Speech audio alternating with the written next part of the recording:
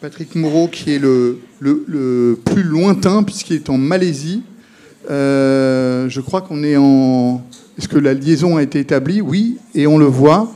Bonjour Patrick Moreau. Et merci d'être là, parce que pour vous, il doit être 2h du matin, c'est ça, 2h30? On ne vous entend pas. Hein? Il est minuit seulement. Ah, il est minuit, bon. Enfin voilà, vous allez veiller tard pour la LICRA, merci. Et donc j'ai à mes côtés Blandine. Merci Blandine d'être là. Et va nous rejoindre Clément Beaune. Donc le thème de notre table ronde, c'est le monde occidental face à la pression des populismes. Alors on va essayer de le faire en 3 parties. J'ai pris 3, entre guillemets, lieux communs qu'on a entendu beaucoup pour expliquer la montée des populismes, ou aussi parce qu'on va se focaliser sur l'Allemagne et les États-Unis, principalement, et Clément Beaune nous parlera de l'Europe quand il arrivera, de par ses anciennes fonctions à l'Élysée sur les questions européennes. Mais on aurait pu ajouter, par exemple, le Brexit en Grande-Bretagne, parce que certains des ressorts étaient assez comparables. Donc le premier, c'est un échec, se poser la question, est-ce que ces montées des populismes, finalement, signifient un échec de la mondialisation? Ensuite, se poser la question, est-ce que c'est un échec de l'après-guerre froide? Et là, je pense que Patrick Moreau, sur ce qui s'est passé en Allemagne, et sur cette explication un peu fourre-tout que l'on a aisément sur l'explication d'une réunification qui aurait en partie échoué, pour en parler. Et enfin, un échec de la politique au sens où finalement ces offres populistes semblent incarner une forme de volontarisme politique qui ferait défaut aux partis traditionnels dits de gouvernement. Alors, tout de suite, je vais donner la parole à Blandine. Est-ce que l'échec de la mondialisation est une explication, ou est-ce que cette idée d'une explication unique n'est pas transposable ou est transposable? Est-ce qu'il y a-t-il un moment charnière qui explique cette bascule vers ce qu'incarne Trump, notamment puisque ce qui se joue au milieu des années 90, au début des années 2000, expliquerait le phénomène Trump aux États-Unis avant qu'il ne gagne électoralement? Alors, si je suis votre pensée, ce que vous voulez mettre en valeur, c'est le fait que dans les années 90, il y a eu une forme de marche forcée vers l'unification européenne, et en même temps que d'agrandissement de l'Union, et en même temps aussi à la fin... Pardon ? Alors, je pensais aux États-Unis, moi. Aux États-Unis, oui. Aux États-Unis, c'est la disparition des classes moyennes, c'est la crise des subprimes. Alors, donc, si on voit ça du côté des États-Unis, c'est pas exactement, bien sûr, le même scénario. Exactement. Voilà.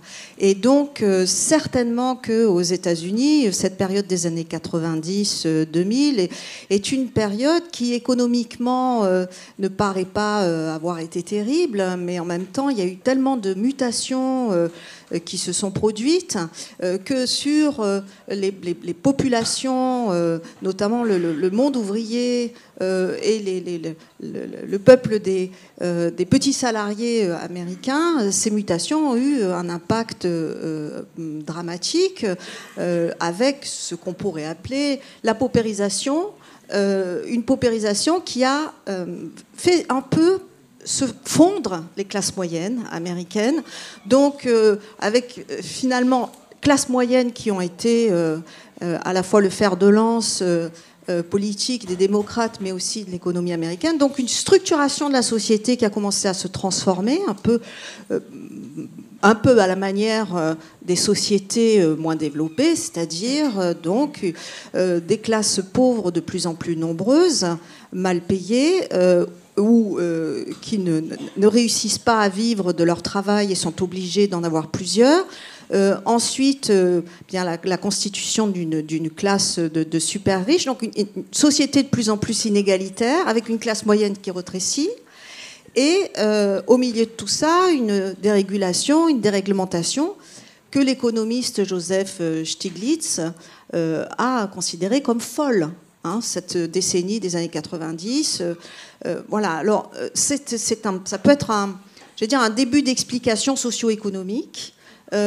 Et dans les années 2000, il y a eu ce phénomène qu'on appelle de la walmartisation des salaires, avec donc des classes au travail qui ont des métiers très mal payés, j'allais dire presque à la pièce ou à l'heure, et un coût horaire tournant entre 7 et 8 euros. Donc pas de, j'allais dire, de filet social ou de droit du travail équivalent à ceux que nous avons dans nos démocraties sociales. Donc une grande souffrance au travail. Et puis par là-dessus, à la fin des années 2000, donc cette fameuse crise financière qui a eu un impact, là encore, terrible, un impact économique terrible sur les classes populaires américaines, et aussi une réaction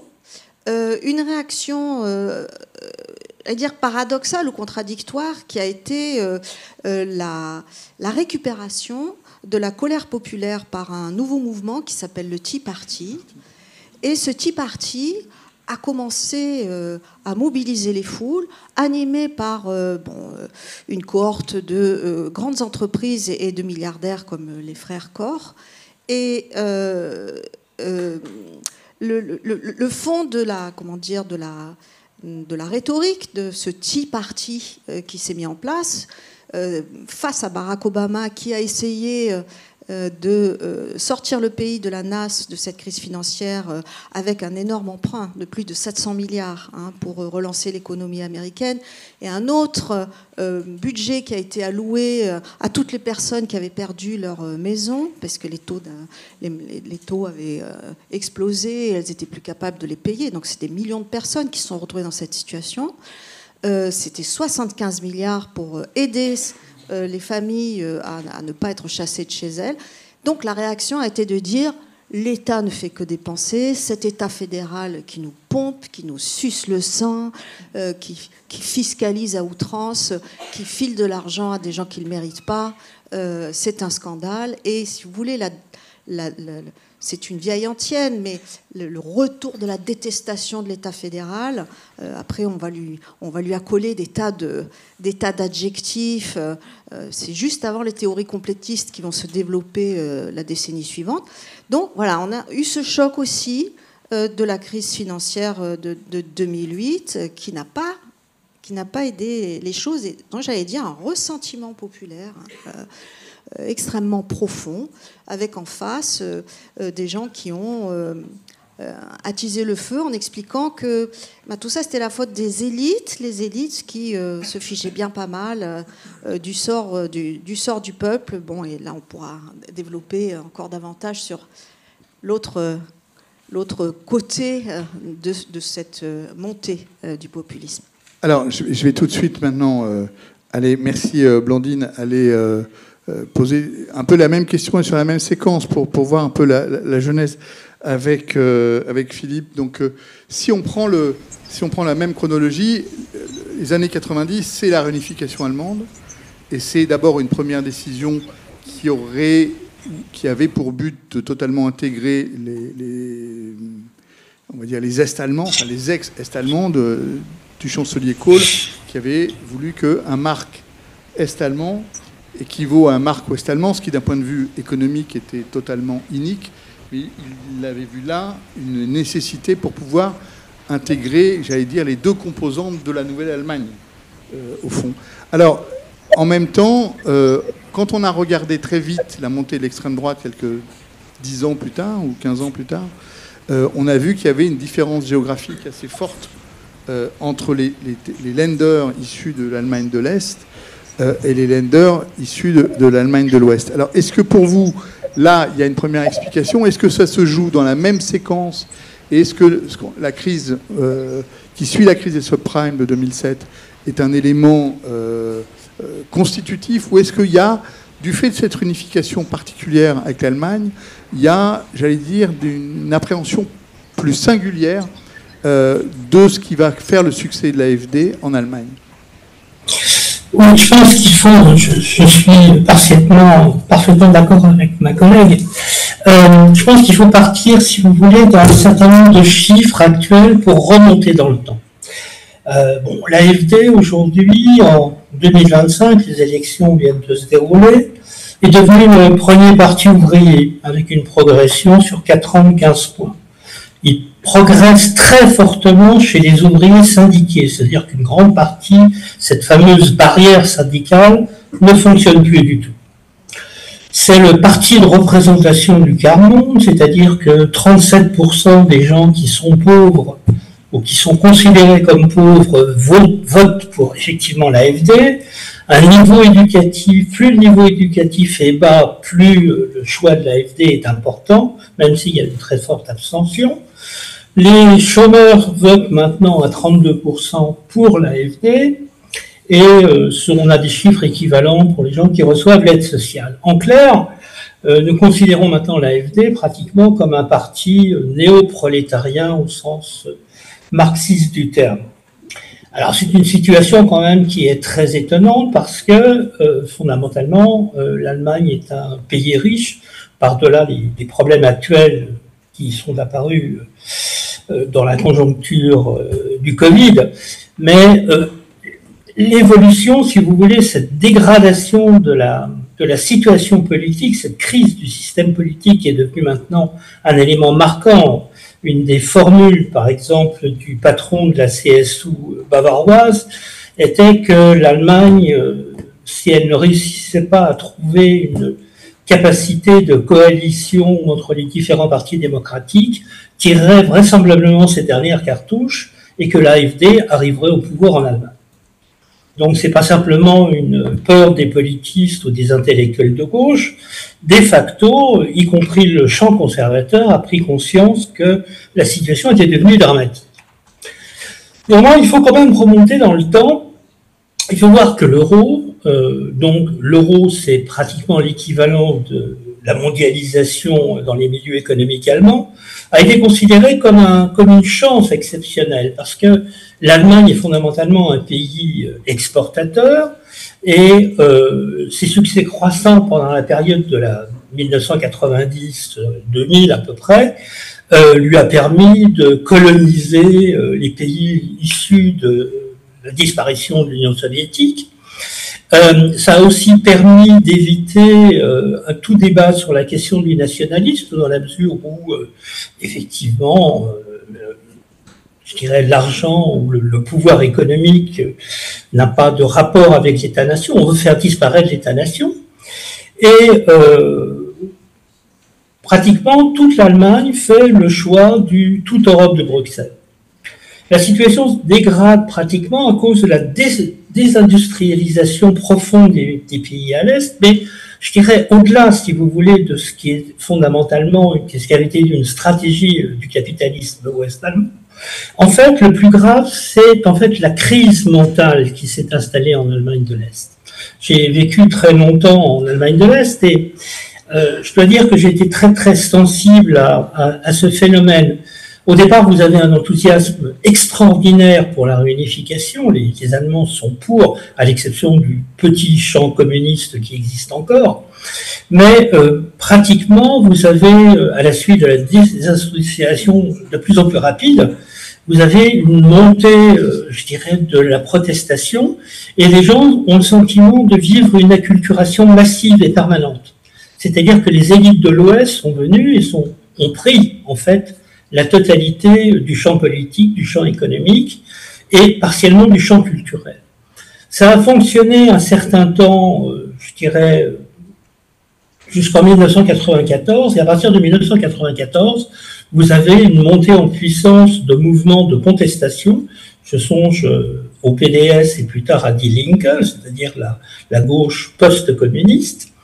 Et vous avez, à la suite de l'usure, si vous voulez, du post-communisme, vous avez eu l'apparition d'un nouveau parti qui était donc l'AfD, qui est un parti d'ailleurs un parti mutant au départ, où ce sont des intellectuels, des professeurs d'université de type libéraux qui sont en fait les fondateurs de l'AfD. Et vous avez en fait la pénétration au sein de l'AfD d'un très fort courant que nous qualifions de völkisch, c'est-à-dire de racialiste, qui a fini par prendre aujourd'hui pratiquement le contrôle de la totalité du parti. Mais lorsqu'on analyse, si vous voulez, la manière dont fonctionne l'AfD en Allemagne de l'Est, il faut voir qu'en Allemagne de l'Est, l'AfD est à 40%. Au niveau communal, il atteint des niveaux parfois exceptionnels, à 70%. Ce sont quand même des chiffres pour le moins impressionnants. Vous avez donc je dirais, un véritable rejet actuellement du système politique dans son ensemble, des partis démocratiques, des élites démocratiques, mais vous avez d'autres, il faudrait en parler très longtemps, mais vous avez d'autres acteurs importants de la société qui sont maintenant rejetés par la population d'Allemagne de l'Est, comme les églises en particulier, et bon, tout ce qui a un rapport en fait avec le monde occidental, le monde ouest allemand. Bon, voilà à peu près ce qui s'est passé. Les différences avec les États-Unis sont évidemment fortes à cause justement du phénomène de la réunification, une situation qui n'a pas existé aux États-Unis. Ça amène chez moi, et c'est une question que après je reviendrai sur ce qu'a dit Blandine, c'est-à-dire que finalement on voit bien que, par exemple, quand Blandine évoquait le mouvement anti-parti, il renvoie à une forme d'imaginaire très, très, très puissant contre l'État fédéral américain. Ce qui est intéressant dans ce que vous avez dit tout à l'heure, c'est qu'aujourd'hui, dans le succès de l'AfD, on retrouve notamment énormément d'ouvriers syndiqués. Or, longtemps en France, on regardait l'Allemagne et finalement cette cogestion, le poids d'Ig Metall dans la métallurgie, comme autant de signes d'une forme de vitalité démocratique et donc de frein à une possible montée de l'extrême droite. Qu'est-ce qui s'est produit pour que cette espèce de contrat social qui pouvait exister au sein même du monde ouvrier, finalement, finisse par se morceler ? Je crois que c'est la principale question que se posent actuellement les syndicats pour essayer de survivre à la situation qui fait qu'un certain nombre de leurs représentants sont maintenant membres de l'AfD, ce qui est en soi en contradiction avec, je dirais, l'ADN des syndicats allemands. Bon, ce qui s'est produit, c'est très simple. C'est d'abord parce que, effectivement, la montée du chômage et la désindustrialisation a radicalisé, je dirais, tous les gens qui étaient dans le monde ouvrier. Et surtout, c'est un phénomène, si vous voulez, non pas parfois dans les zones de résistance industrielle, vous avez en fait cette peur permanente, effectivement, que, ma foi, les choses continuent à évoluer d'une manière extrêmement négative. Donc c'est cette peur permanente, si vous voulez, de la dégradation de la situation qui mobilise actuellement très fortement le monde ouvrier, ce qui est d'ailleurs très curieux, parce que lorsqu'on analyse le programme de l'AfD, le programme l'AfD se définit comme libertarisme de droite, un terme qui vient d'ailleurs du monde américain, et c'est un programme quand même profondément libéral. Et nous avons bien sûr interrogé systématiquement des ouvriers sur cette question. C'est pas du tout perçu comme cela. C'est je dirais cette mutation des ouvriers, enfin ce rapprochement des ouvriers avec l'AfD, en fait, c'est uniquement commandé par le fait que c'est le seul, je dirais, ce sont les seuls qui se présentent avec un visage de gauche. Alors c'est un petit peu méchant pour le Parti social-démocrate et pour Die Linke, mais fondamentalement, lorsque vous regardez le discours de l'AfD sur un certain nombre de plans, ils se présentent fondamentalement comme les défenseurs des petites gens, des pauvres, des classiques en fait du populisme. Et les syndicats sont de facto quasiment incapables de répondre à cette offensive. Alors, c'est intéressant parce que, puisqu'on reparlait des années 90, moi je pense, et je serais bien curieux d'avoir votre lecture, dans les années 90, il y a ce qu'on a appelé en Italie, c'est Clinton et D'Alema qui sont à l'origine de ça, la réunion des refondateurs. Lionel Jospin refuse d'en faire partie, mais c'est un moment de bascule dans la gauche assez intéressant parce que finalement, on accepte, et il y avait une note aussi de Terra Nova à l'époque sur on abandonne définitivement le vote ouvrier, cette idée que la gauche va finalement embrasser un certain nombre de questions sociétales au détriment de la question sociale. Et on peut légitimement se poser la question si finalement on n'a pas mis le verre dans le fruit, si j'ose dire, parce que finalement on a laissé la question sociale à l'extrême droite. Je veux bien, parce qu'on a eu la même chose aux États-Unis, hein, précisément. Alors oui. Puisque Clinton avait soutenu ça énormément.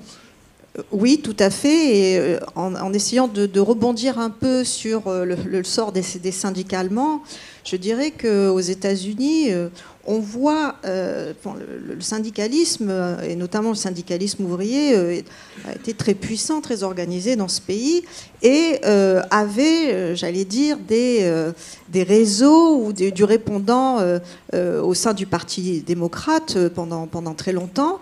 Et on voit qu'entre les années 90 et 2000, au moment où vous avez un mouvement aussi de libéralisation des échanges, notamment avec la Chine, mais aussi de mise en place de cette espèce de système de transfert de compétences et de travail aux frontières entre le Mexique et le Canada, les syndicats n'ont pas été soutenus par le Parti démocrate, et ça a été beaucoup reproché sous Obama. Ils ont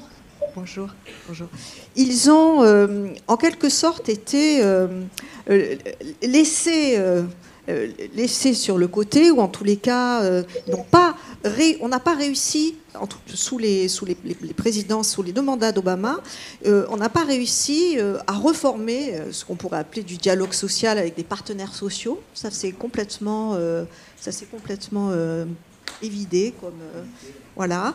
Et parallèlement, donc, le Parti démocrate, qui est le parti traditionnel, le parti de toutes les minorités, et le parti qui défend des causes contre la discrimination et pour donc la prise en compte des opprimés de toutes sortes.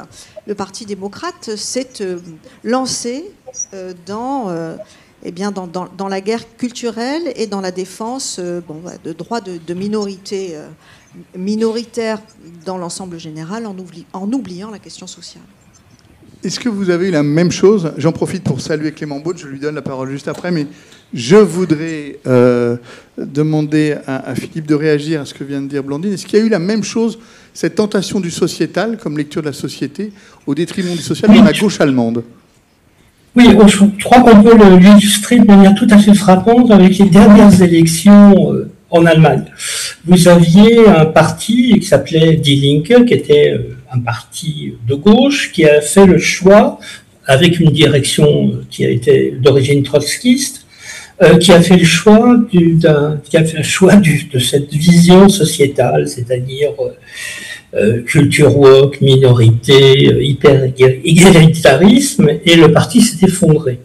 Et vous avez un très fort mouvement de transfert électoral entre Die Linke, qui était un parti communiste et post-communiste, en direction de l'AfD.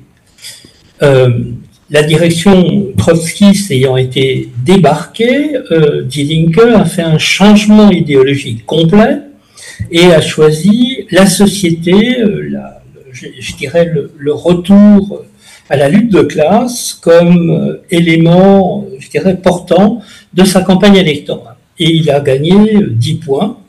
Et il progresse actuellement dans les sondages de manière continue. Ça prouve, je dirais, en termes empiriques, qu'effectivement, il y avait une attente extraordinaire, tant à gauche qu'à droite, du social. Et le fait que ça a été abandonné très largement par la social-démocratie allemande a fait que, ma foi, l'extrême droite a récupéré partiellement un discours de cette nature, un discours social, même si son programme, fondamentalement, est un programme libéral. Alors, bonjour Clément Beaune, merci de nous rejoindre. Bonjour, et pardon de vous rejoindre en cours de route, mais le train avait un petit peu de retard. Je n'ai pas de doute sur le fait que vous allez pouvoir trouver pleinement votre place, donc je résume très très brièvement nous étions en train de nous poser la question de savoir si la montée des populismes qui nous concernent en Europe, et avec un focus sur l'Allemagne et les États-Unis, était la conséquence d'un échec de la mondialisation. Enfin, se posant cette question dans un premier temps. Alors, moi, j'avais envie d'avoir votre lecture, non pas pour le commissaire au plan que vous êtes aujourd'hui, mais vous avez été en charge des questions européennes comme secrétaire d'État et avant, auprès du président Macron, à l'Élysée. Est-ce que, au fond, vous avez vécu le Brexit, qui avait des ressorts à peu près comparables. Est-ce que ce qui se produit aujourd'hui aux États-Unis, cette montée de l'AfD, vous l'avez vu, vous, venir déjà il y a 10 ans? Merci beaucoup et merci pour l'invitation. Malgré mon retard, je suis heureux de vous rejoindre. J'étais aussi intéressé, je vais faire le lien avec la question par ce que j'entendais ou la fin des interventions que je prenais au vol sur la question sociale versus, si je puis dire, la question sociétale. Parce que, avant de rezoomer sur l'Europe, moi je suis aussi totalement convaincu que dans l'élection de Donald Trump, on surestime la question, si je puis dire, anti-woke, pour le résumer ainsi, et on sous-estime le poids de la question sociale, les questions d'inflation. Alors, les deux étant imbriqués, c'est-à-dire que souvent, le parti républicain et le trumpisme se sont présentés aux États-Unis, et il y a des similitudes en Europe, comme ceux qui remettent justement les vraies questions au cœur du débat, en quelque sorte. La question sociale, la question du pouvoir d'achat, la question de la protection de l'ouvrier blanc victime de la désindustrialisation, et utilisent le camp adverse, si je peux dire, le camp progressiste, en disant, vous voyez, ces gens-là, ils ne vous parlent plus. La gauche qui était censée vous protéger, elle ne vous parle plus. Elle est obsédée par des questions sociétales, par des questions de minorité, mais j'élargis, plus que par la question sociale, traditionnelle et fondamentale. Et je ne prétends pas avoir vu venir tout ce qui se passe en Europe. C'est toujours plus facile d'avoir une boule de cristal fiable après qu'avant. Mais je vais juste vous raconter une toute petite anecdote sur le Brexit, parce que ça m'avait beaucoup frappé à l'époque, avant le référendum, quelques semaines avant le référendum de juin 2016 au Royaume-Uni. Enfin, deux éléments d'ailleurs dans la même anecdote. Un an avant, j'étais à l'époque le conseiller Europe déjà du ministre Macron, ministre de l'économie, et il avait, je peux le raconter maintenant, dîné avec le ministre des Finances britannique juste après, ce qui était inattendu, une réélection des conservateurs britanniques en 2015 au Royaume-Uni.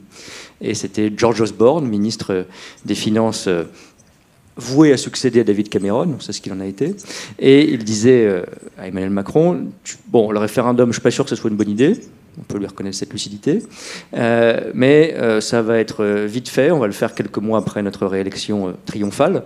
David Cameron le gagnera, nous le gagnerons, et puis je serai le Premier ministre qui succédera à Cameron. Bon, on connaît la suite.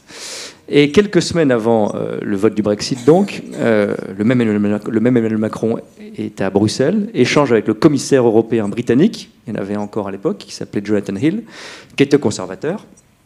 Et c'était la première fois que je l'entendais explicitement dans la bouche d'un conservateur britannique anti-Brexit, puisqu'il votait contre le Brexit à titre personnel. Il nous dit « on va perdre le référendum.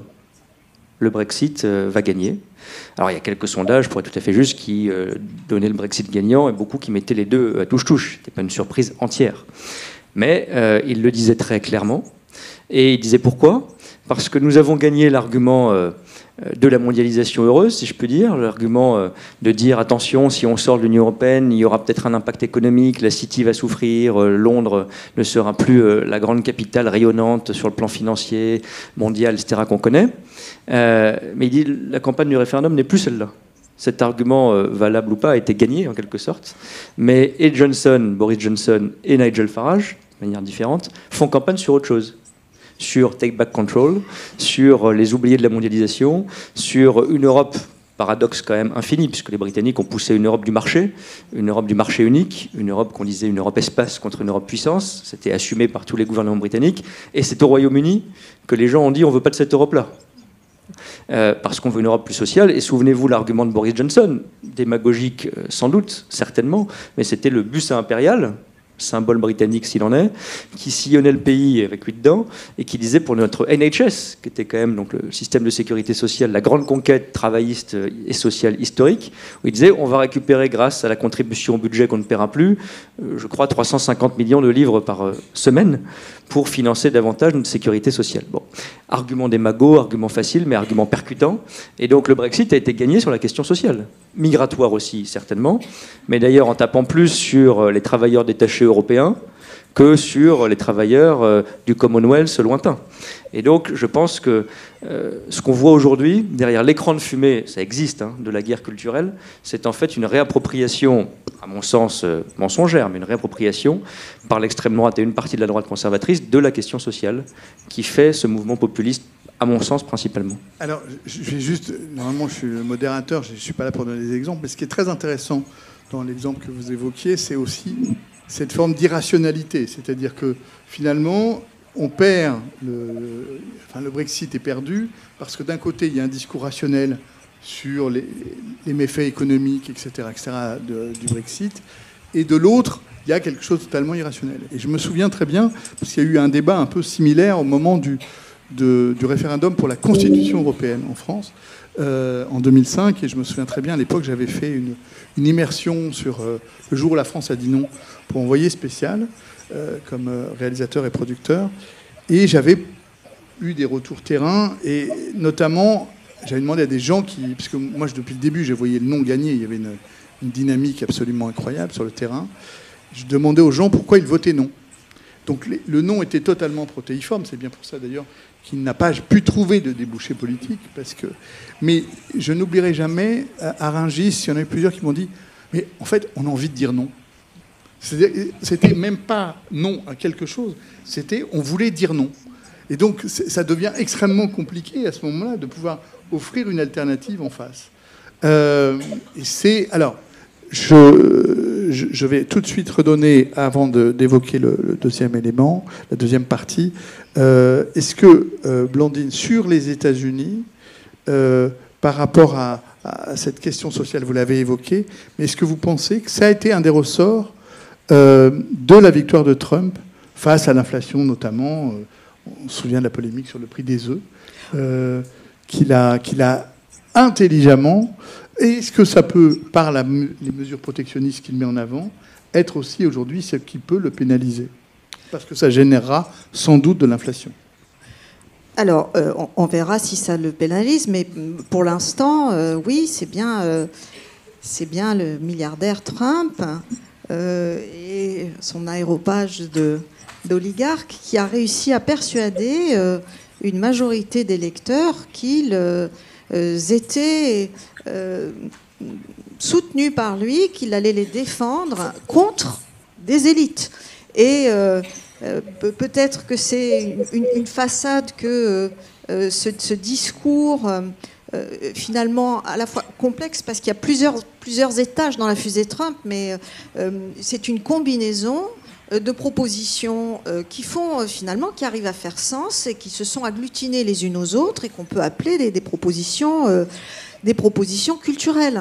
Et si vous commencez à essayer de les décortiquer, vous avez aux alentours des années 2000, après on avance un peu dans le temps, vous avez vraiment cette idée que les élites abandonnent le peuple américain à tous les sens du terme parce qu'elles sont égoïstes et qu'elles pensent à défendre des intérêts catégoriels qui les concernent, et que ce peuple, eh bien, il a une identité.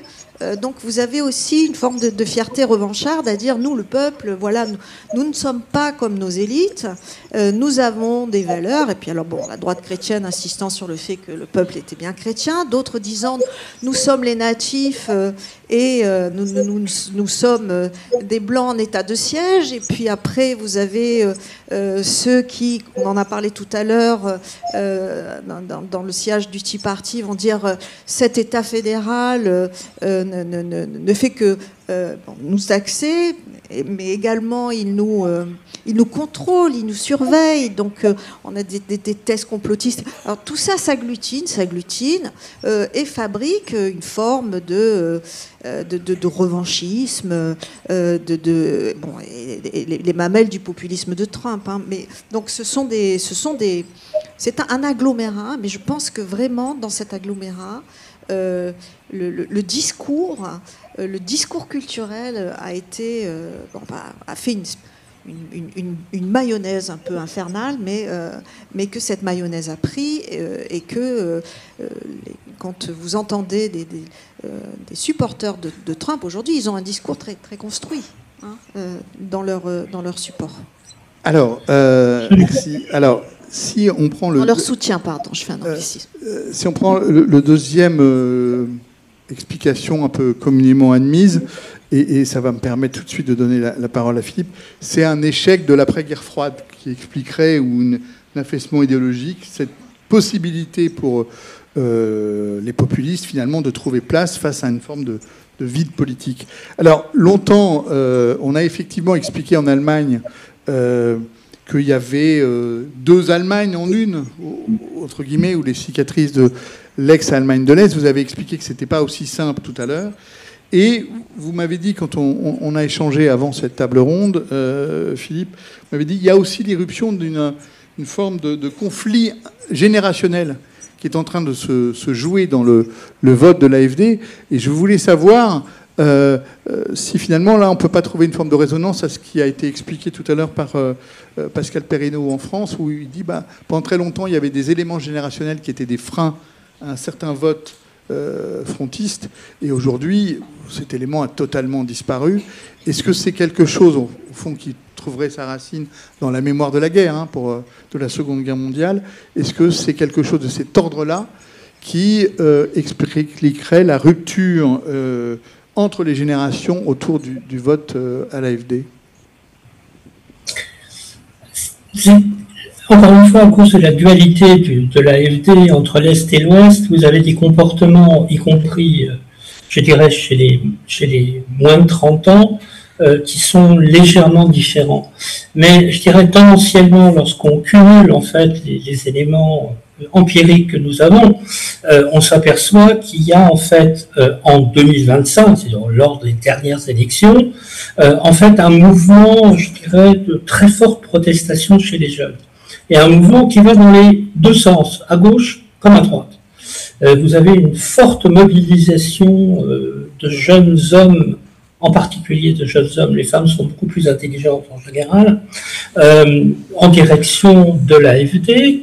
Et vous avez, je dirais, en milieu urbain, je dirais, traditionnellement orienté vers les Verts, vers effectivement les minorités, etc. Vous avez là une forte mobilisation des jeunes en direction de la gauche. Donc c'est un élément tout à fait important. Alors évidemment, nous nous sommes beaucoup intéressés, nous avons interrogé énormément de jeunes qui votent effectivement pour l'AfD ou qui sont sympathisants de l'AfD. Là aussi, c'est un phénomène très intéressant. Alors que jusqu'à maintenant, vous aviez des sympathies, vous avez maintenant un phénomène d'adhésion. Et c'est quelque chose de gravissime sur le long terme, parce que ces jeunes hommes qui rentrent dans le parti resteront en général une douzaine d'années, ce qui fait que le parti, enfin l'AfD, se développe sur le plan militant et ça lui permet d'avoir une présence sur le terrain qu'il n'avait pas avant. Mais si vous voulez, au-delà, nous avons évidemment interrogé ces jeunes garçons et ces jeunes hommes, et les réponses sont très claires. C'est d'abord la concurrence, je dirais, des migrants, effectivement, le risque que les migrants prennent effectivement les possibilités de travailler au niveau, je dirais, des ouvriers à faible niveau. Et vous avez une seconde dimension qui jouait un rôle extrêmement important, c'est la concurrence sexuelle. On a été très surpris de l'intensité de cette question. Tout simplement parce que les migrants qui arrivent en Allemagne sont pour l'essentiel des jeunes hommes qui rentrent en conflit permanent avec les jeunes Allemands. Et vous avez une véritable, je dirais, un durcissement extraordinaire dans le langage de ces jeunes qui considèrent véritablement que l'immigration est devenue un phénomène concurrentiel. C'est pas tellement l'islam, c'est pas tellement les pratiques de l'islam, ça ne les intéresse pas. Ils voient simplement dans les jeunes hommes qui arrivent d'Afghanistan ou d'ailleurs, des concurrents extrêmement dangereux pour leur vision du monde, qui est devenue d'ailleurs, comme le montrent les très longues études de la société Schall, qui sont devenus très conservateurs. Là aussi, c'est une rupture.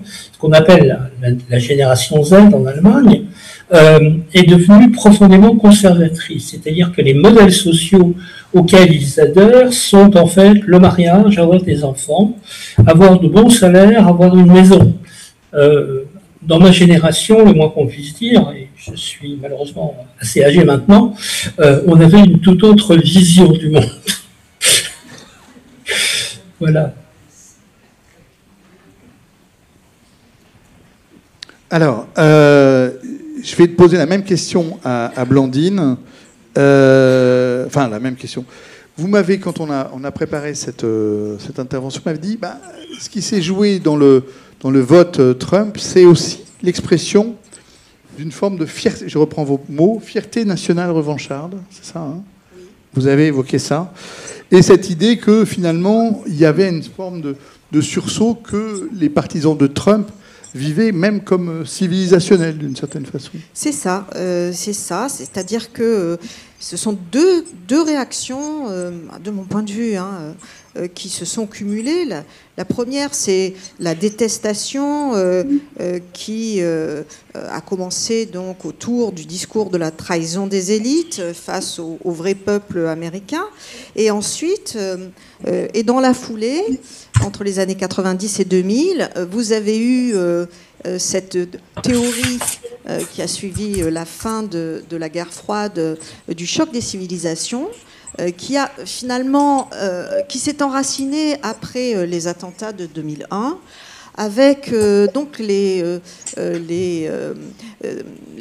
États-Unis qui se retrouvaient aux avant-postes d'une guerre défensive.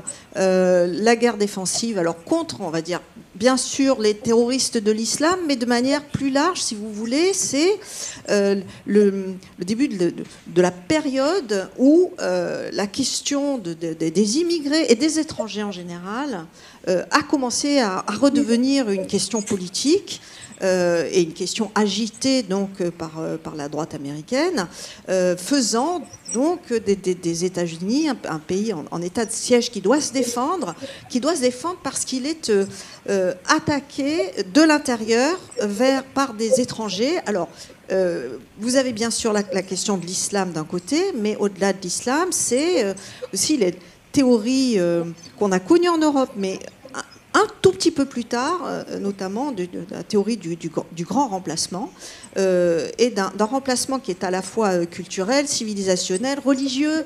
Enfin, tout ça peut être à la fois confus ou, selon les groupes, extrêmement ciblés. Mais cette réaction qui commence à monter à partir des années 2000 et qui va vraiment franchement bien se développer dans les années 2010, elle a... de mon point de vue, pris son enracinement à travers la théorie du choc des civilisations.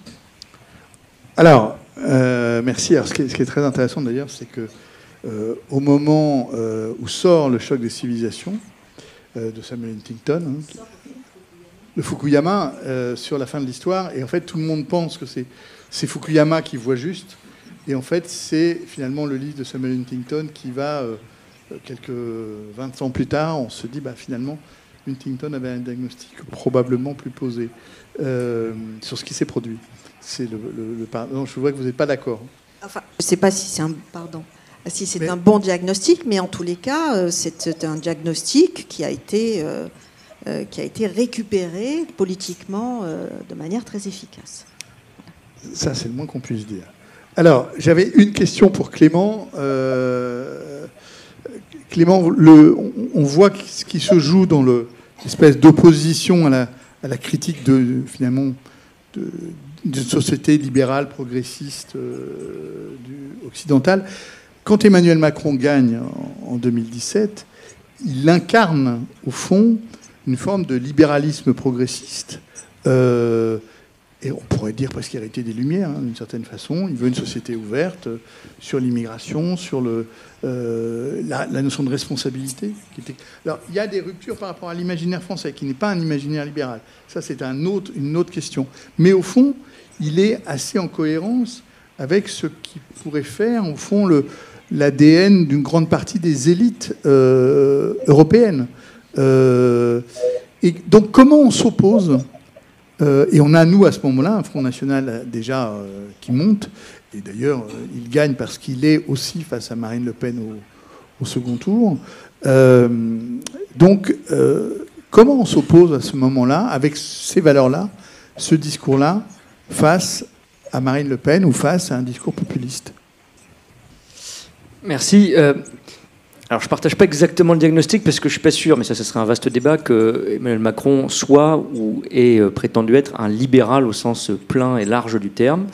J'entends au sens anglo-saxon, hein, pas oui, comme non, mais même, on entend en France. Il y avait sans doute, il était plus libéral que les autres économiquement et politiquement, mais je ne sais pas, et d'ailleurs ces mandats... factuellement, ne sont pas des mandats libéraux au sens économique, en tout cas, parce qu'il y a quand même une forte intervention de l'État. Il y a des réformes qui vont dans le sens du libéralisme. Mais je ne suis pas sûr que ça ait fait appel à un contre-imaginaire, si je peux dire, libéral, qui est effectivement pas très français. Mais je ferme la parenthèse. Moi, il y a deux choses pour avoir vécu la campagne de près en 2016-2017. La première et aussi la deuxième. Mais surtout la première, puisque c'était là la nouveauté politique. Certains ont même parlé de populisme positif. Incarner bien sûr des choses qui pouvaient plaire aux élites, si je puis dire, économiques, aux fonctionnaires, à des gens qu'on pourrait dire installés, à l'aise avec le libéralisme dans toutes ses définitions. Mais on appelait les insiders. Oui, mais pas que ça, parce que d'abord, pour gagner avec 24% au premier tour, et se qualifier, et puis, bien sûr, même si c'était face à l'extrême droite, quand même 2/3 des voix quasiment au deuxième tour, il y a forcément plus que ça. Et je pense qu'il y avait quand même quelque chose qui était de l'ordre du dégagisme. Et que dans un système où on est une personne, dans un système où les partis politiques traditionnels étaient épuisés, pas seulement par leurs candidats, mais par des processus internes de primaires qui ont fracturé et qui ont, en quelque sorte, joué des rôles de force centrifuge.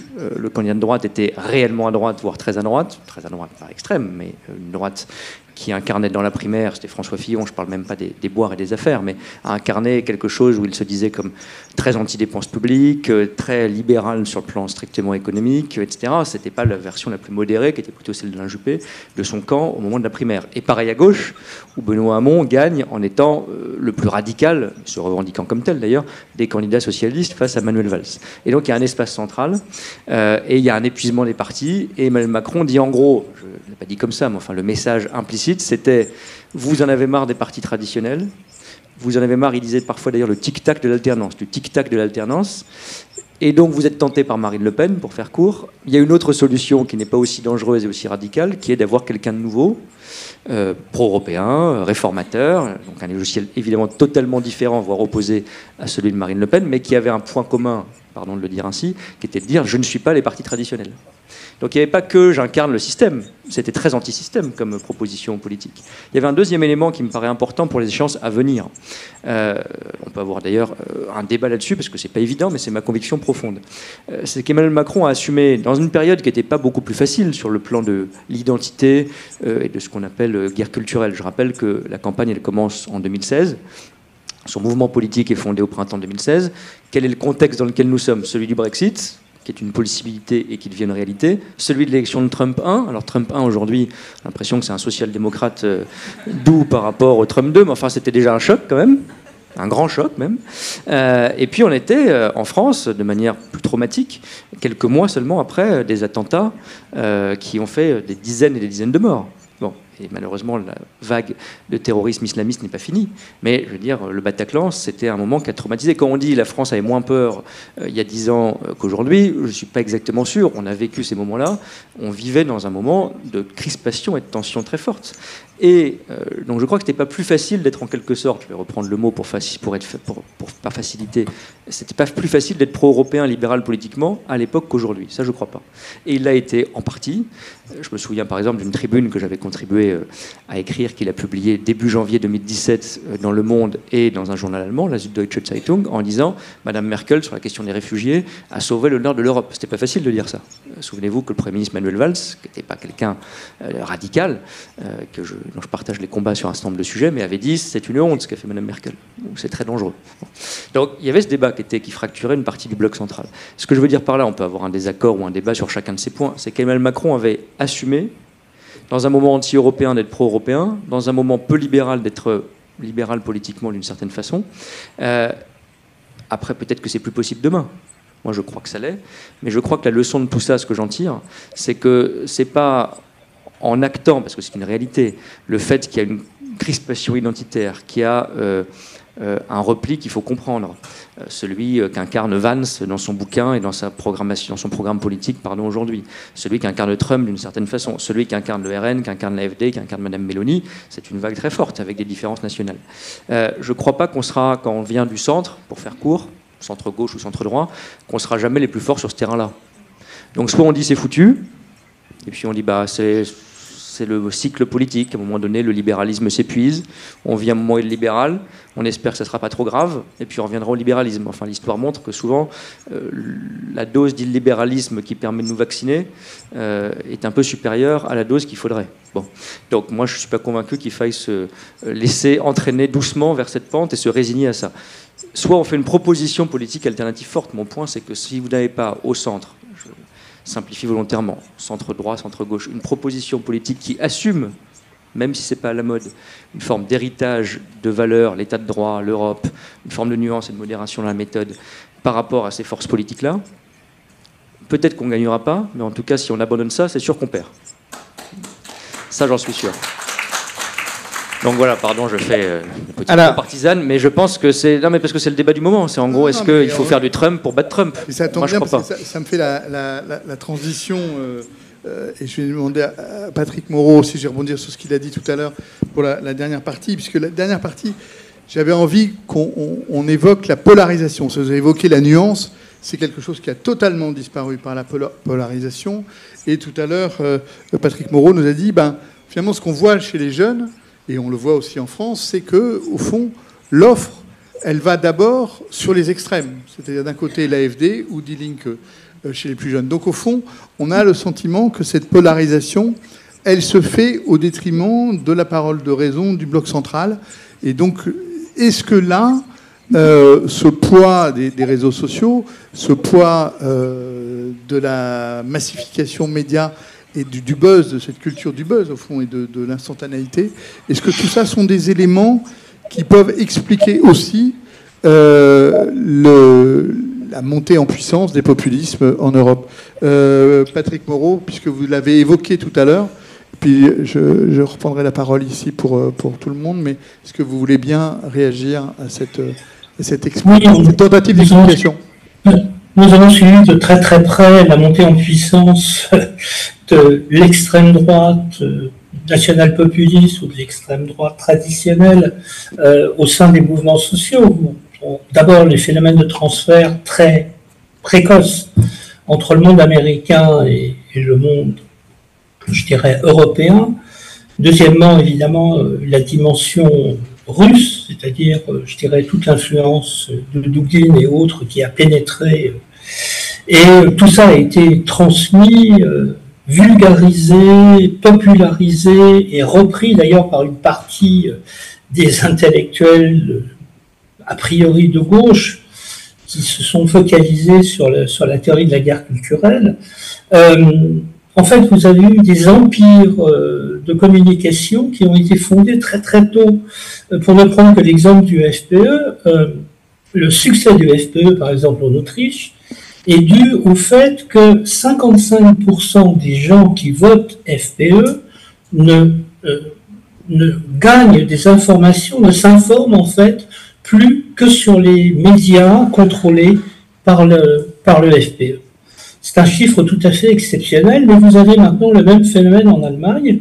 Nous observons la pénétration, évidemment, comme TikTok ou autres dans la jeunesse, qui sont maintenant très précisément analysés. Mais ce qui nous intéresse fondamentalement, c'était de savoir dans quelle mesure tout ça fonctionnait en profondeur. Et maintenant, On aperçoit en Allemagne le même phénomène, c'est-à-dire qu'une grande partie des gens qui choisissent maintenant l'AfD pour des raisons, je dirais, idéologiques, ce ne sont plus des mouvements de protestation, ce sont des mouvements idéologiques constitués, même s'il y a différents segments idéologiques au sein du parti, c'est pas le problème.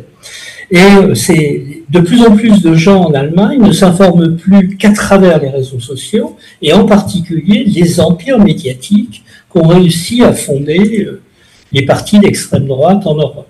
Parce que c'est une situation qu'on retrouve aussi dans des mondes que j'observe aussi, qui sont les mondes nordiques. Vous avez effectivement une extraordinaire présence de ces partis au niveau du web.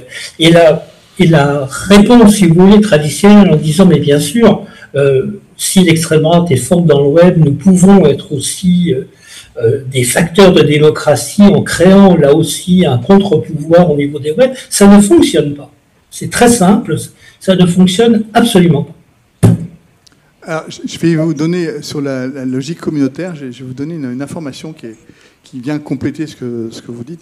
Quand je dirigeais la chaîne parlementaire, j'avais pris la décision, lors de mon second mandat, de rediffuser les questions au gouvernement, à la fois sur la chaîne de télévision, parce que tout le monde a sur la TNT, mais aussi sur YouTube en streaming.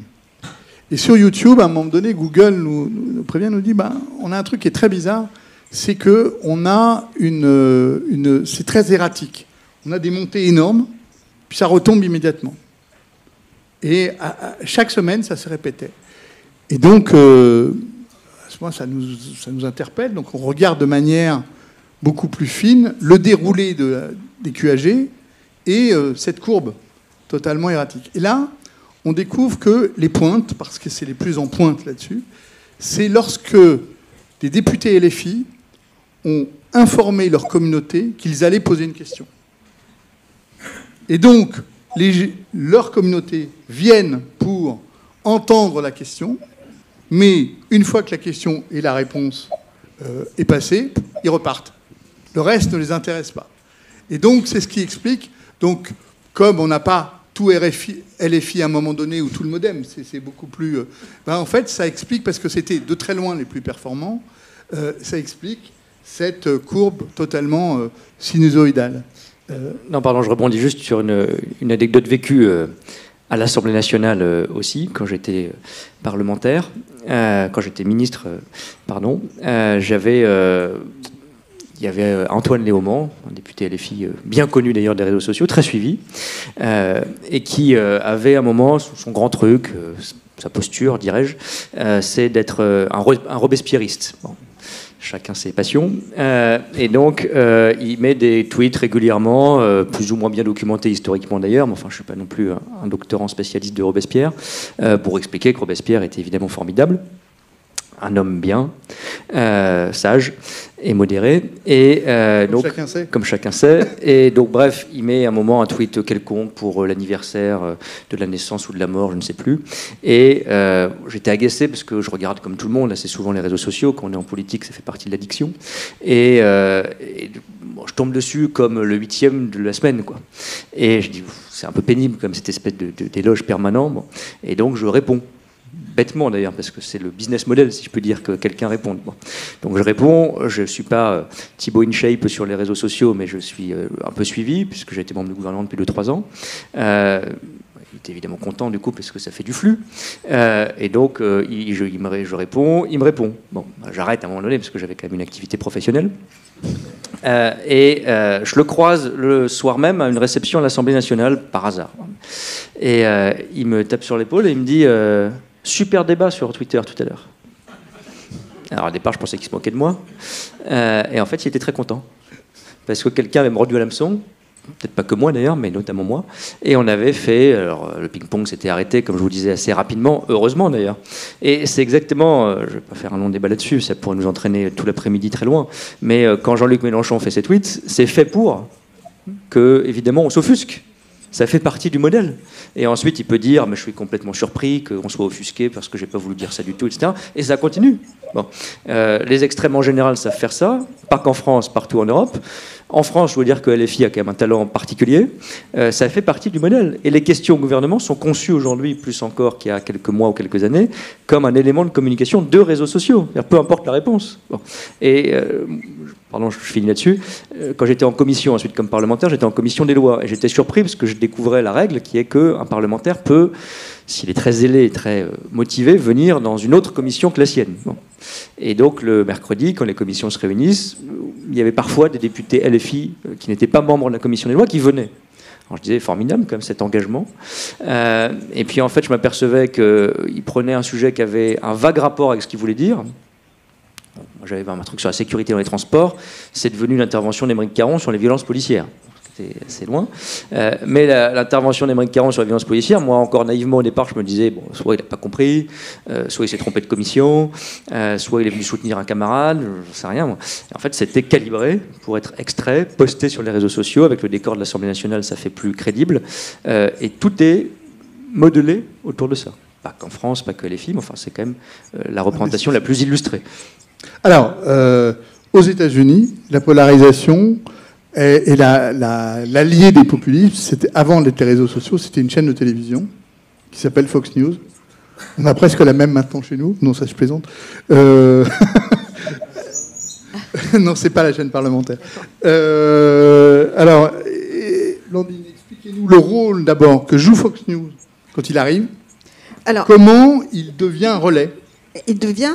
Alors, j'essaie toujours un peu, de toujours avoir une approche un peu historique ou d'historienne, c'est certain que la cristallisation populiste est maintenant réactionnaire, parce qu'effectivement, bon, pour rebondir sur ce que vous avez dit tout à l'heure, entre Trump 1 et Trump 2, on est passé, j'allais dire, de la droite nationale chrétienne maintenant à une droite qui est réactionnaire, et réactionnaire avec un point de vue idéologique également.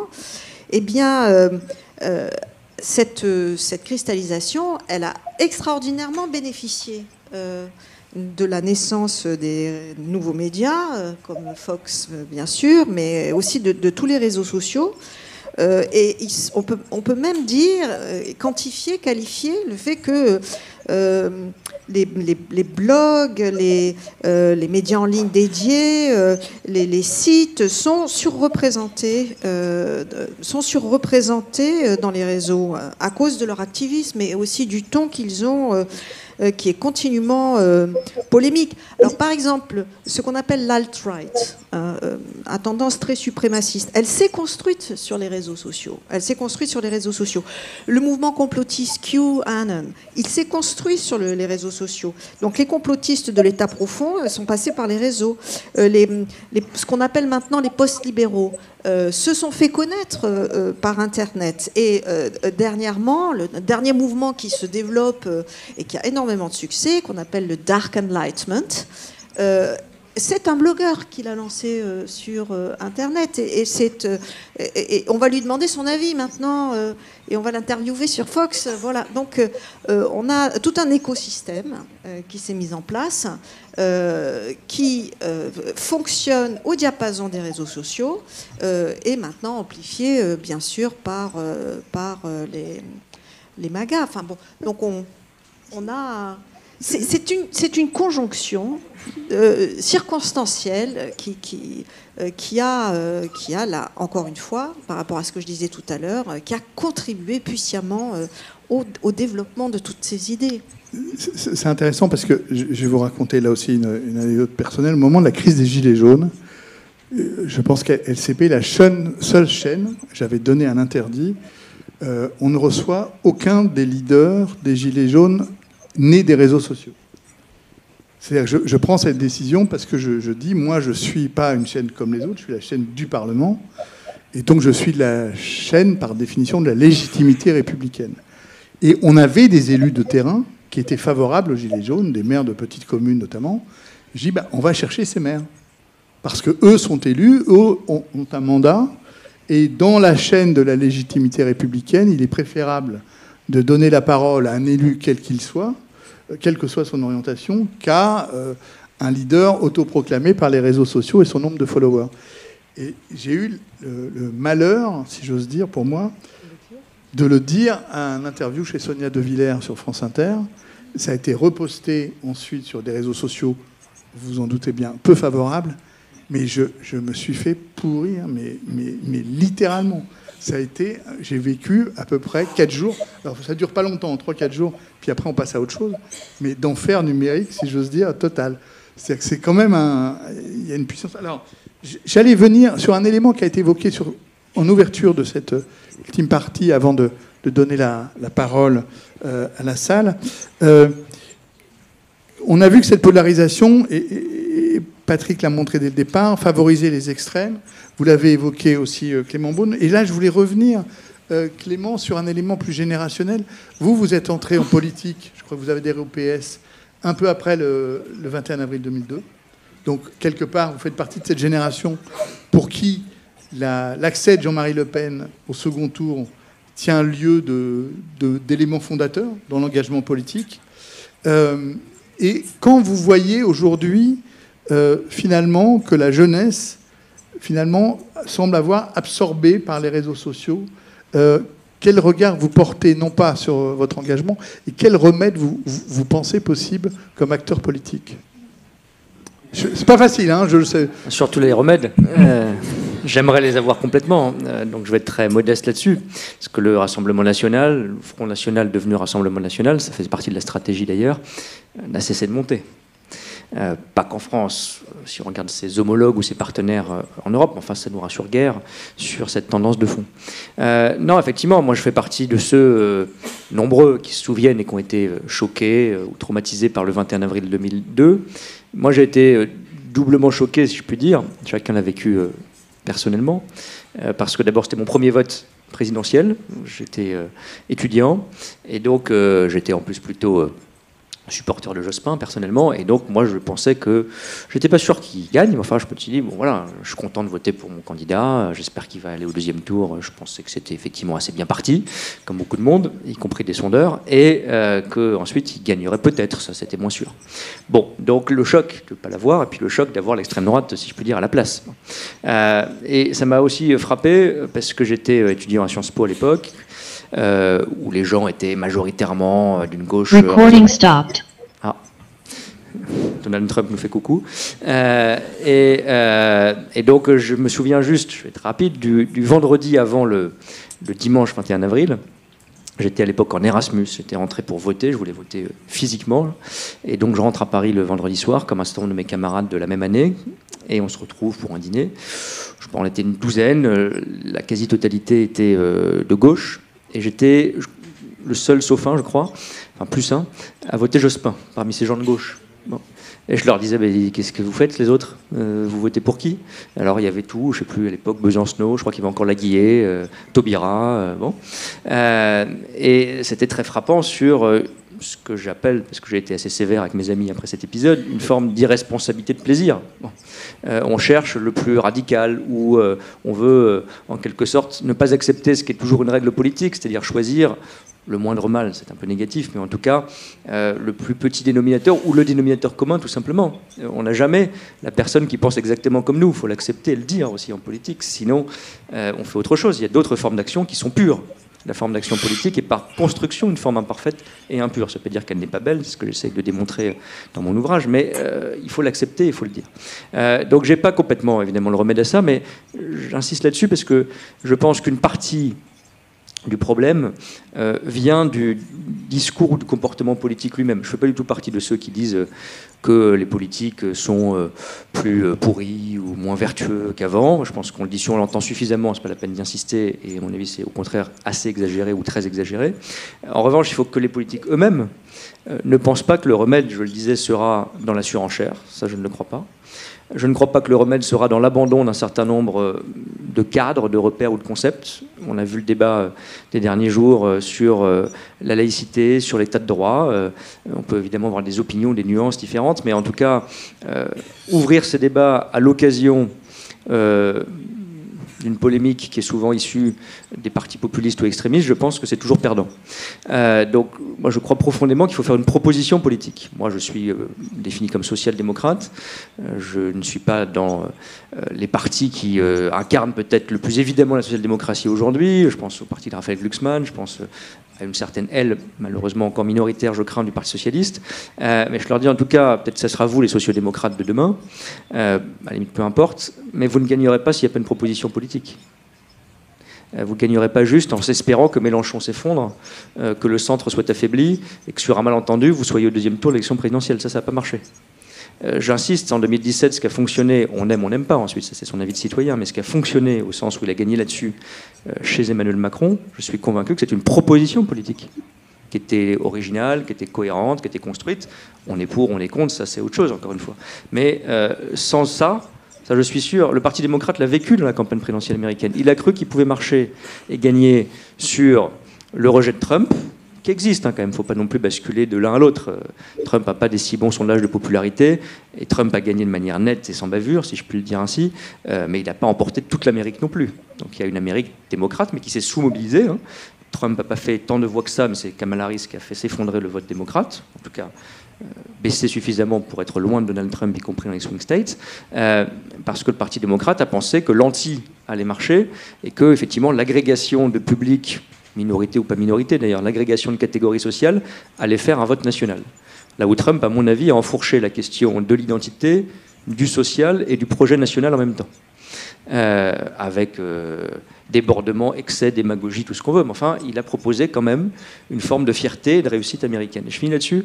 Moi, ça m'avait beaucoup frappé aussi dans l'accession, ça paraît loin, de Boris Johnson, toujours lui, à Downing Street. Je suivais beaucoup les affaires du Brexit et des affaires européennes à ce moment-là. Il devient Premier ministre. Il a d'ailleurs le point commun avec Donald Trump d'être quand même d'une élite extrêmement riche et éduquée. C'est un diplômé d'Oxford, une très belle maison dans Londres, on ne se fait pas trop de soucis pour lui, qui a été un journaliste bien rémunéré dans les tabloïds, et qui a fait croire qu'il était contre le Parti travailliste, l'homme du pub qui allait boire des bières avec le bon anglais victime de la mondialisation et du libéralisme. Bon. Tout ça est un mensonge, mais enfin, il a juste talent. Mais quand il prend le pouvoir, quand il accède à Downing Street, il fait un discours à la fois très dur sur l'Europe, c'est le moment du Brexit, sur la situation du pays, mais il finit, c'est un discours très court, j'invite chacun à le lire, il y a la moitié du discours qui est très positive. Et Trump a un discours positif, dans Great Again, il y a Great quand même. Il y a l'idée que le pays s'est effondré, que Joe Biden, dit-il, a été le pire président de l'histoire des États-Unis, que le pays est dans un état qui n'a jamais connu lamentable. Donc ça, c'est le déclinisme qui est le socle du populisme historiquement, mais avec toujours une proposition, aussi démagogique soit-elle, c'est pas le sujet, qui est positive et qui est entraînante. Et Johnson a entraîné, à un moment, puis ça s'est dégonflé, le peuple britannique. Trump entraîne de nouveau, pour combien de temps, je ne sais pas, le peuple américain. Et là aussi, j'en tire une leçon, sans enthousiasme et sans énergie, pardon de le dire un peu naïvement, je crois que c'est aussi une leçon de 2017, il n'y a pas de victoire politique possible. Madame Meloni, j'ai beaucoup suivi sa campagne, bien sûr, elle surfe sur le mouvement général anti-immigration, crise d'identité, l'idée que l'Occident décline et qu'il faut une sorte de rétablissement de sa fierté, mais justement avec un discours où elle dit « ça va marcher, on va réparer ». D'ailleurs, le mot de réparation, le mot de grandeur, sont des mots qu'on trouve souvent dans ces discours populistes. C'est take back control, on va contrôler les choses qui ne sont plus contrôlées. C'est make America great again, l'Amérique n'est plus great, on va la rendre great de nouveau. Le discours de Trump d'investiture, qu'on a tous vu au moins par petits bouts, c'est le Golden Age. Bon, ça fait sourire, mais il dit on va ouvrir un Golden Age. Bon, il ne dit pas je vais bricoler 3 trucs. Et dernier point, je le dis en tant que fonctionnaire, technocrate, passé par toutes nos grandes écoles tant critiquées, donc je prends ma part de responsabilité, mais c'est des discours aussi anti-complexité et anti-impuissance.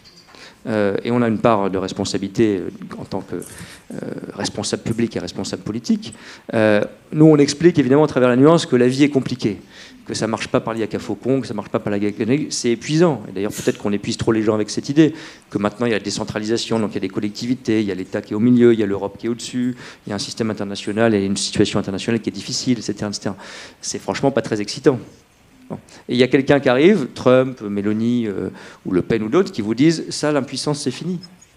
La lenteur, c'est fini. La complexité, c'est terminé. On va arriver à faire vite, fort et bien. Et ça, c'est évidemment pas nouveau, mais extrêmement séduisant. Et là, je fais le lien avec les réseaux sociaux, parce que je pense que ça joue sur presque notre anthropologie, à un moment où on s'est habitué encore plus que dans notre histoire récente par la technique à l'immédiateté, à la vitesse et au presse-bouton. Et donc l'idée que ça se traduit aussi dans notre vie collective et en politique, alors qu'il y a d'affreux technocrates à costume gris qui vous expliquent qu'en fait on ne peut pas, qu'il y a le droit, qu'il y a le juge, qu'il y a le machin. Et les attaques contre l'état de droit, c'est au départ pas tellement de l'idéologie, c'est parce que le juge c'est la contrainte. Le droit c'est la contrainte. La politique c'est la puissance. Et donc les populistes enfourchent le cheval de la vitesse et de la puissance. C'est pas nouveau, mais ça s'accélère avec les réseaux sociaux, ça prend d'autres formes, pour expliquer qu'avec eux, on pourra. Avec nous, on ne peut pas. Avec eux, on pourra. Alors, je vais tout de suite demander une phrase de conclusion avec une question à Patrick et à Blandine, qui va être un peu en écho de ce que vient de dire Clément. Patrick, vous avez évoqué tout à l'heure le rôle ou l'incapacité à trouver les mots, si j'ose dire, des intellectuels de gauche, enfin je ne sais pas si vous avez dit que de gauche d'ailleurs, face à la montée de l'AfD. Est-ce que, on l'a vu en France très nettement depuis le 21 avril 2002, la critique morale qui a été opposée aux populistes ne fonctionne pas, elle n'est pas opérante. La preuve, puisque ça n'a cessé de croître dans cet intervalle.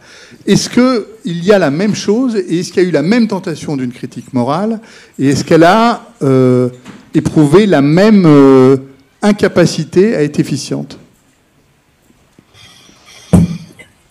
Oui, bien sûr. Je dirais que l'Allemagne se bat actuellement autour d'une dimension juridique qu'on appelle le mur par feu, c'est-à-dire en fait la volonté de neutraliser, de mettre hors du champ politique l'extrême droite.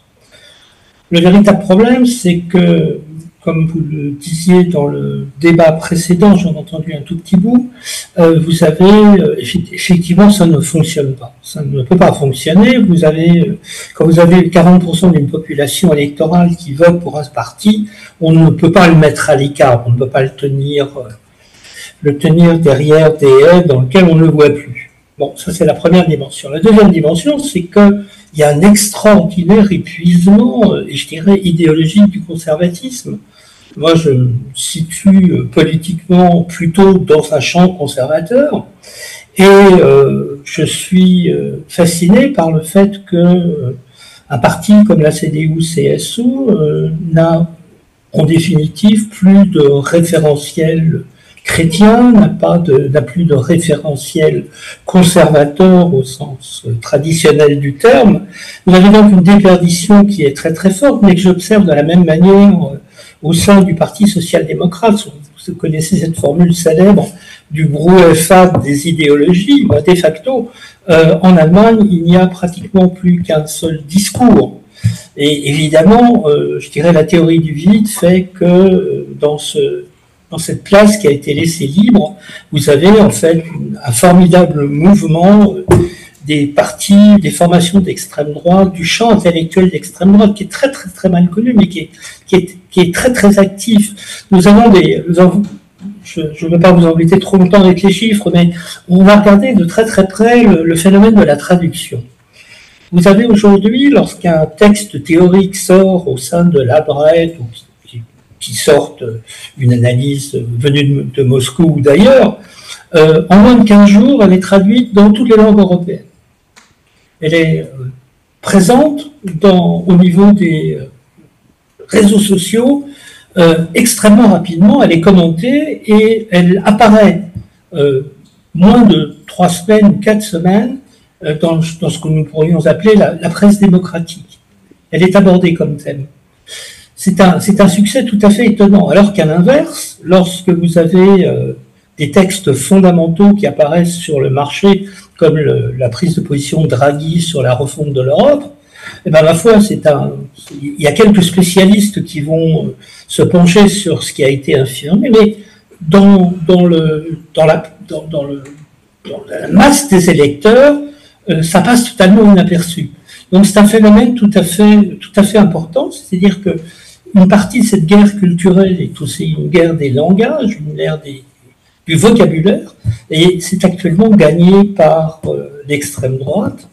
Et il va être très très difficile pour les partis conservateurs de reconstruire un discours qui, comme le disait l'intervenant précédent, est tout à fait fondamental. S'il n'y a pas de revitalisation de ce qui pourrait être les idées démocratiques, eh ben, nous perdrons la bataille. Alors, Blandine, pour conclure, on a vu pendant la campagne présidentielle, la candidate démocrate a enfourché un cheval moral contre Trump, avec un insuccès évident quand même, là aussi. Alors je vais abonder dans le propos de M. Beaune en disant que la posture morale est devenue plus qu'insuffisante, mais il n'y a pas que ça. Et avant de développer ce que je voudrais dire, effectivement, si en 2016, il y a eu une nouvelle proposition qui a permis à M. Macron de passer en évitant ou en sortant de la logique des partis, cette situation-là, elle n'est pas possible aux États-Unis parce que il y a un tel poids du bipartisme dans le pays que tout passe à travers ces deux mastodontes qui doivent, peu ou prou, rassembler toutes les familles politiques et qui peuvent être d'ailleurs au sein d'un parti, elles peuvent être très variables, mais il y en a toujours une qui va finir par avoir le monopole majoritaire, enfin en tous les cas dans le discours. Et si le parti républicain donc s'est transformé en parti populiste, on peut dire que les démocrates, en enfourchant d'un côté le discours moral de l'autre, ils ont aussi une part de responsabilité importante. Et je voudrais la citer, les écrits d'un jeune allemand franco-américain qui s'appelle Yascha Mounk. Et Yascha Mounk a écrit il y a quelques années Le peuple contre la démocratie, en expliquant l'engrenage un peu fatal du populisme américain, mais il a sorti un autre livre qui s'appelle Le piège de l'identité, où il explique comment finalement les Trumpistes ont eu un boulevard devant eux aussi, parce que les démocrates ont de leur côté soutenu comme seul projet politique à la place du projet social, soutenu donc une vision identitaire inversée de la société américaine. Je reviens dessus, faisant de toutes les minorités raciales, sexuelles, religieuses, migratoires, donc les grands opprimés de la société américaine, qu'il fallait à la fois défendre, inclure et valoriser contre les majoritaires, les blancs, les binaires, enfin ce que vous voulez.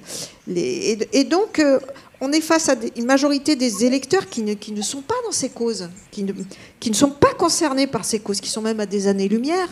Et ce dont eux, ils ont besoin, c'est se loger, c'est éduquer leurs enfants, c'est avoir de bons salaires, éviter l'inflation. Ils veulent un job mieux payé, excusez-moi de caricaturer, qui n'est pas pris par les immigrés.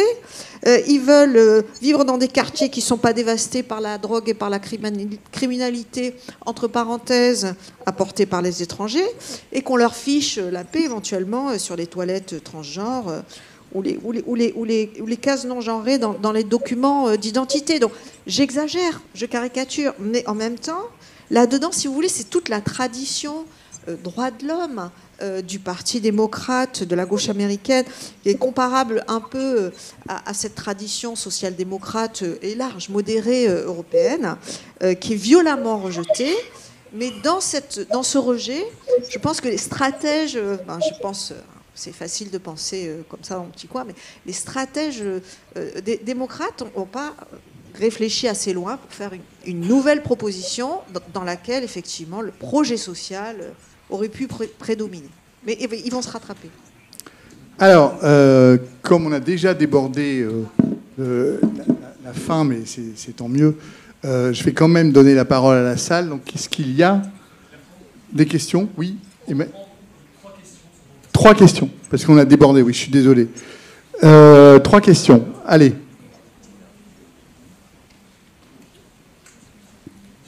Merci. Vous connaissez le mot de Victor Hugo, La guerre, c'est la guerre des hommes. La paix, c'est la guerre des idées. Et parmi les idées, il y en a une qui est revenue souvent dans vos exposés, c'est l'opposition, la distinction entre élite et peuple. Essayons de focaliser un tout petit peu sur le mot élite. Je crois qu'on le confond souvent avec diplômé. Mais un énarque qui fiche en l'air une banque, il ne fait pas partie de l'élite. Tandis que le plombier qui fait magnifiquement son boulot, il fait partie de l'élite. Ça, c'est Wilfredo Pareto qui expliquait ça. L'excellence dans un métier, c'est ça l'élite. C'est pas d'être diplômé. C'est pas d'être simplement un dirigeant. On peut aussi faire couler un pays. Donc, est-ce que vous seriez d'accord pour dire qu'une des raisons qui fait que le populisme l'emporte, c'est que ses opposants n'ont jamais essayé de critiquer en profondeur la notion d'élite. Ils se sont inclus, ils ont accepté cette opposition, et de mon point de vue, tant qu'on l'acceptera, le populisme aura une voie royale devant lui.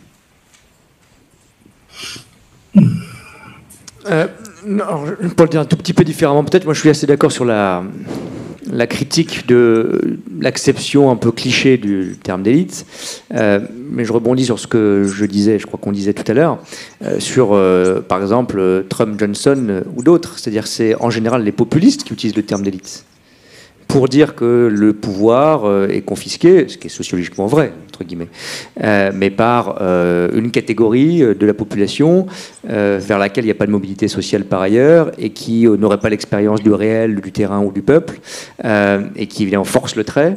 Mais le paradoxe contemporain, enfin d'ailleurs il n'est pas si contemporain, mais des historiens le diraient mieux que moi, c'est que, en tout cas, les figures qu'on a face à nous et qui incarnent ce mouvement populiste, je vais prendre Johnson de manière différente, Trump, Le Pen, ont le point commun d'être très riches et ou des héritiers.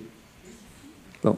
Tout en tenant un discours cliché, comme vous le dites, parce que l'élite, c'est l'excellence, c'est pas seulement une catégorie sociale, tout en utilisant ce discours anti-élite, avec d'ailleurs un fonctionnement qui marche très bien. C'est Johnson qui a fait toute sa campagne de 2019, si je me souviens bien, dans les pubs. Et je vous invite à regarder sa vidéo de campagne, qui était d'ailleurs assez amusante et percutante, s'il a gagné.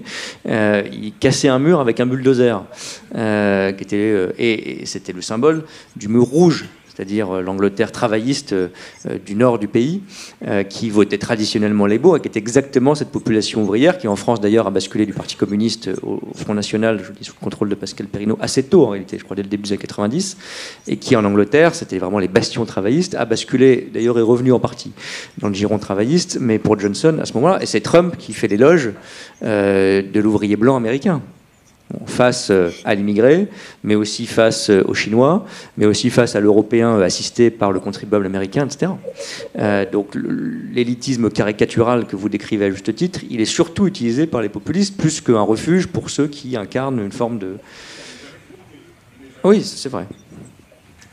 Est-ce qu'il y a d'autres questions? Oui, il y a une question là. Alors... Bonjour, donc moi je suis Ornella, je travaille pour le journal allemand Jungle World et l'ONG Antonio Amadeo Stiftung, donc j'aurais plutôt une question pour Patrick Moreau.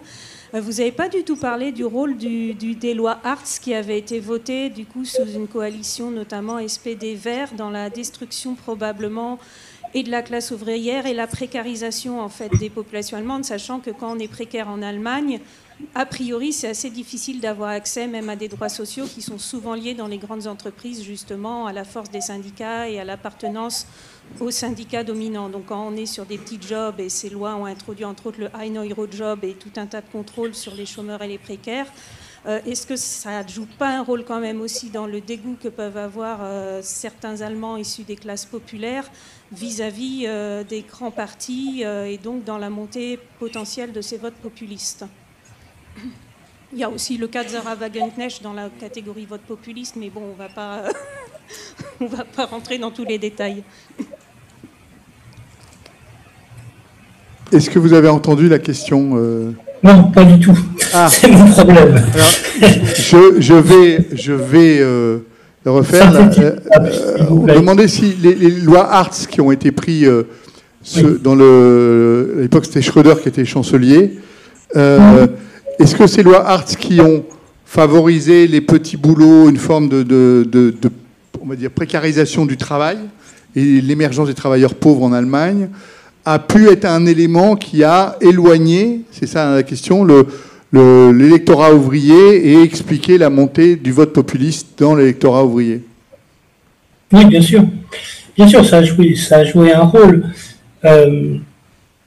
On le voit, enfin, il faudrait remonter dans le temps et suivre un petit peu les changements d'orientation de la classe ouvrière en Allemagne. Mais oui, effectivement, ça a joué un rôle. Je pense que actuellement, ça ne joue plus de rôle parce que de facto, le bloc ouvrier a véritablement changé de position. Mais lorsqu'on interroge encore une fois les ouvriers, c'est aussi la question de l'immigration qui joue un rôle tout à fait fondamental. C'est-à-dire que ils travaillent et à côté d'eux, il y a des gens qui sont arrivés, qui sont soutenus et qui ne travaillent pas. C'est un discours qui est devenu quasi général, absolument général, y compris parmi des ouvriers qui continuent à voter pour la social-démocratie. Et donc, effectivement, je dirais l'apparition des petits boulots, cette idée que, en définitive, ça a multiplié et intensifié le malaise ouvrier. Et maintenant, il a atteint un tel niveau que pratiquement les ouvriers ne sont plus atteignables directement par un discours sur les valeurs de la démocratie, sur le libéralisme et autres. Il y a une autre dimension qu'on n'a pas véritablement, enfin un terme qu'on n'a pas utilisé aujourd'hui dans le débat, c'est la théorie du réenracinement. C'est quelque chose qui est tout à fait fondamental, c'est-à-dire que la demande, si vous voulez, d'orientation de la masse des électeurs est tout à fait étonnante et ça grandit de plus en plus. C'est-à-dire que les gens veulent avoir des repères, ils ont le sentiment que les choses évoluent beaucoup trop vite et que l'offre de l'AfD est fondamentalement non pas un retour au passé, mais un réenracinement dans une culture allemande qui n'a en définitive jamais existé. Et ça fonctionne véritablement très très bien. Et ce qui est intéressant, c'est que ce schème du retour, si vous voulez, à la signe germanique, si vous voulez, a pénétré le monde ouvrier. C'est devenu un thème tout à fait intéressant.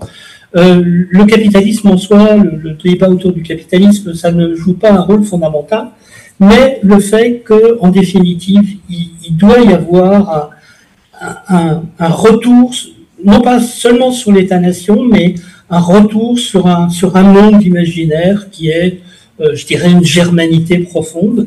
Et ça joue un rôle de plus en plus important, et d'autant plus à l'Est, parce qu'effectivement, cette dimension avait complètement été gommée.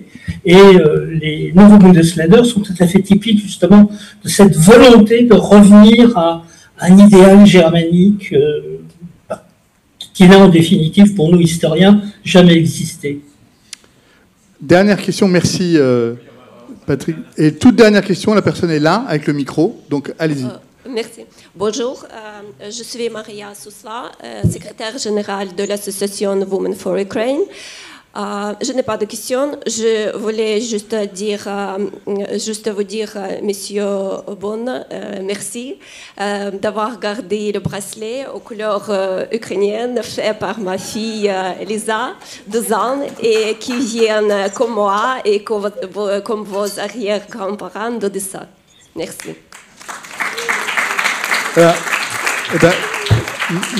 Alors, merci aux différents intervenants. Merci Patrick depuis la Malaisie. Merci à Blandine et merci à Clément. Et merci à vous toutes et tous.